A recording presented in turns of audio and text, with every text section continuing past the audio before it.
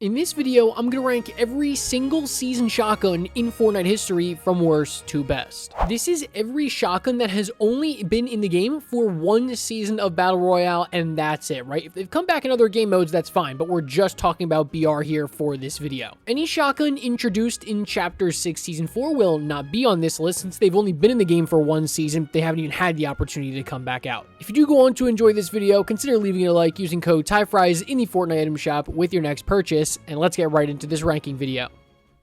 At number 19 is going to be the makeshift shotgun. Yeah, it's in dead last place. This was only featured in Chapter 2, Season 6, and that's a great thing. I hope we never see this weapon again. Just way too little damage, not enough bullets in the magazine, just nothing about this weapon is good. It's in last place, and it will always be here on almost any shotgun ranking video it's on. This shouldn't be a surprise. This is widely known as like the worst shotgun in Fortnite history. At number 18 is the Primal Shotgun. This will include its mythic version. Once again, only found in Chapter 2, Season 6, and this weapon again is just not a launch super broken. They nerfed it into the ground, they kept it there, and I don't really know what their obsession is with 2-round burst shotguns, but it doesn't work. Just way too inconsistent for me here, a shotgun that I'm really just not interested in taking. At number 17 is the Oni Shotgun. This will include its enhanced version, the enhanced Oni Shotgun, because they were both only in Chapter 6 Season 1. This is a really weird shotgun, right, because you've got a double barrel, but the pellet spread is way too tight to kind of use it at that closer range, right? Like you'd rather have a pump, but also it works better at longer range, but I don't really want to use a shotgun at those longer ranges anyways. I think it has potential. Like, I think it can be good in the right hands, but I think it was pretty widely agreed upon this was the worst shotgun in Chapter 6 Season 1. And again, another shotgun that's probably a good thing it never came back. At number 16 is the 2-shot shotgun. And what did I say earlier about 2-round burst shotguns? They just don't work most of the time. Now, I see the potential with the 2-shot shotgun. It actually does have very strong damage. If you are in somebody's box and you hit both those shots, you are going to be doing like 150 damage plus. The problem is the amount of times that you hit both the shots for both full pellets is just not that much. If you're playing against any type of player who's like any kind of good, the second shot won't even be able to hit them. Yeah, maybe you'll get the first one, but they'll close their edit or something. The second one won't be able to hit. Again, just another shotgun that's not really that good. Don't take too much stake in where these shotguns are ranked here at the bottom because all of them are honestly not great. Number 15 is the BARM ST12 Scatter Blaster from Galactic Battle. Very clearly the worst shotgun in this season, and it's not even close. It is just a worse version of a tac shotgun. I did not like it. The only advantage it does have is it doesn't have to be reloaded. That is a great thing. And yeah, like I said earlier, were you taking this over the ACP or the Jawa? Absolutely not. Honestly, the amount of times I got killed by this shotgun, I could probably count on one hand. At number 14 is the Lawless Twin Fire Slap Shotgun. So obviously the Twin Fire Auto Shotgun will not be on this list, but its exotic version was only found in Lawless. That's Chapter 6 Season 2. My problem here is that its exotic abilities are not enough to make it so that I want to take this weapon instead of just taking the regular Twin Fire Auto Shotgun, right? It just doesn't differ enough from that, and I think the Twin Fire is genuinely one of the worst shotguns in Fortnite history, so I think even putting the Lawless one here at number 14 is a generous pick.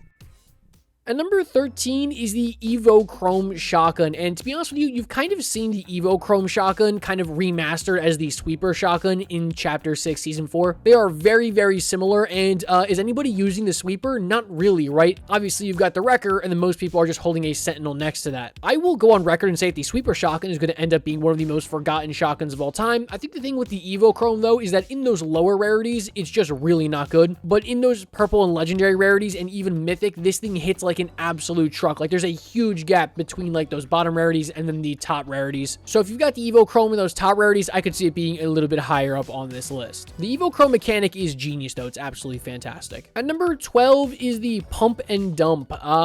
Yeah, you know, I don't really know what to say about the Pump and Dump, right? You've got a shotgun, you've got an SMG. It's just not as good as I thought it would be. I think a lot of people could probably agree with me on that, right? Like, I thought you had 2 weapons in one inventory slot. I'm like, oh, this is going to be so overpowered. Like, I can't believe this. Then I use it in game and I'm like, it's not overpowered. It's all right. I'd probably just rather have a Sentinel. How do I explain it, right? It's just like, I don't feel like either the shotgun or the SMG are good, right? They're only somewhat decent because you put them together at the same time. And so it shouldn't be a surprise that at number 11, I've got the Lawless Blink Pump and Dump. This is the exotic version of the Pump and Dump. Does the exact same thing, functions the exact same way, except you get the 0-point dash when you reload. That's a great effect. Definitely makes me want to have the exotic over the base version, but not by very much. At number 10 10 is the Sovereign Shotgun. This will includes Mythic version. That's Mysterio's Sovereign Shotgun. These weapons were only found in Chapter 5, Season 4, then forgotten about forever. I personally was not a fan of the Sovereign Shotgun, and honestly, I feel like that's more of a result of the season that it was in, right? In Chapter 5, Season 4, you really didn't have shotguns that were hitting consistently because everybody was just flying around all over the place with the War Machine hover jets. So it honestly just felt like the shotgun meta in that season was kind of cooked no matter what shotgun you took, even though everybody was just going to take the Gatekeeper anyways. It's basically a pump tack hybrid. I do see the appeal to it. I just don't think it's the shotgun for me. At number 9 is the Enhanced Infiltrator Pump Shotgun. Obviously, we did see the Infiltrator Pump come back in Chapter 6, Season 2, but not its Mythic version, right? Not the enhanced version, so that's why it can be on this list. It's a perfectly fine shotgun, right? Like, I don't think you're going to complain when you have it, but would you probably rather just have a spaz shotgun? I'm going to say probably yeah. You've got another, again, pump tack hybrid here. Lower body shot damage than a typical pump shotgun, but you get a better fire rate. Again, that's going to be the same for really all of the pump tack hybrids. I think a lot of people would probably say this weapon's a little bit underrated, and you know what? I can say I agree with you on that one.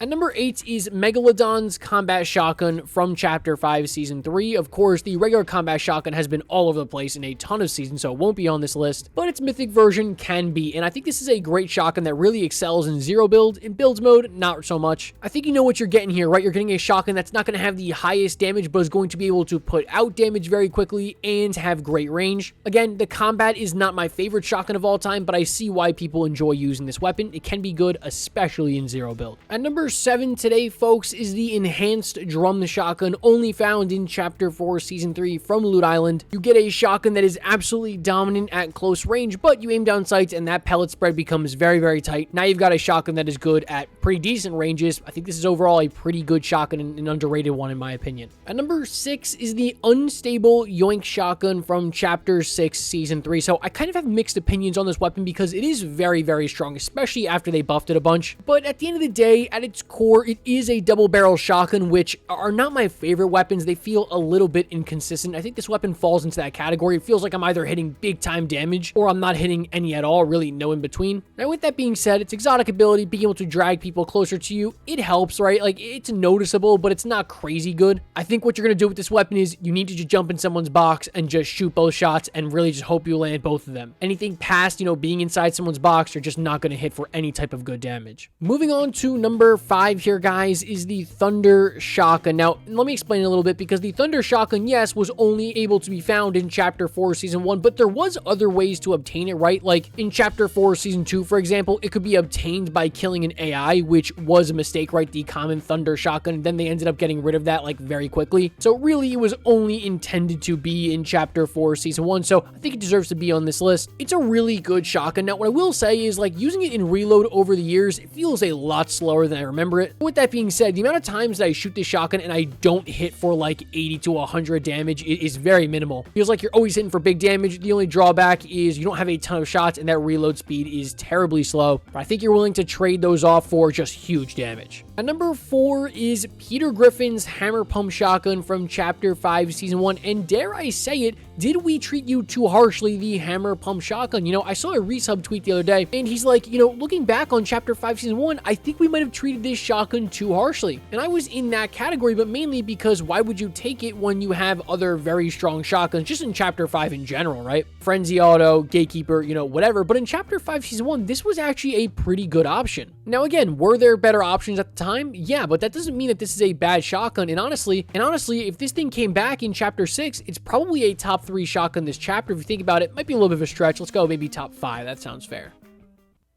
Moving inside our top 3 here, guys, that is going to be the ACP Scatter Blaster from Galactic Battle. This is a shotgun that rivals the pump shotgun in terms of statistics. Absolutely just mammoth damage all around. I will say it kind of lacks in headshot damage a little bit, right? The max you can do is 185, whereas something like Peter Griffin's Hammer Pump Shotgun will hit for more on a headshot. But this weapon also does have the advantage of not having to be reloaded, and I guess infinite ammo. I mean, ammo's never really a problem with shotguns anyways. I absolutely love this shotgun. It's also got a pretty quick fire rate as opposed to other pump shotguns. At number 2 is going to be the CA-87 Jawa Scatter Blaster. And as you guys know, I kind of go between which one I think was the best in Galactic Battle, either the Jawa or the ACP. If you like consistency and you like the regular pump shotgun, you're going to like the ACP better. And if you like those high risk, high reward shotguns, something like the Dragon's Breath shotgun, you're going to like the Jawa. The thing with the Jawa, though, is like, I can't deny the fact that you have such a tight pellet spread, but you're hitting for literally 180 damage to the body. That means you don't have to go for headshots at all. Like, think about that. There is no other shotgun in Fortnite history that does that much damage to the body. It's absolutely absurd to think about. And this is a shotgun that, honestly, I do not foresee coming back to the game anytime soon. It was barely in the game towards the end of Galactic Battle. This thing was an absolute tank, and it's very hard to beat it out, but there's one weapon in Chapter 6 specifically that I think does.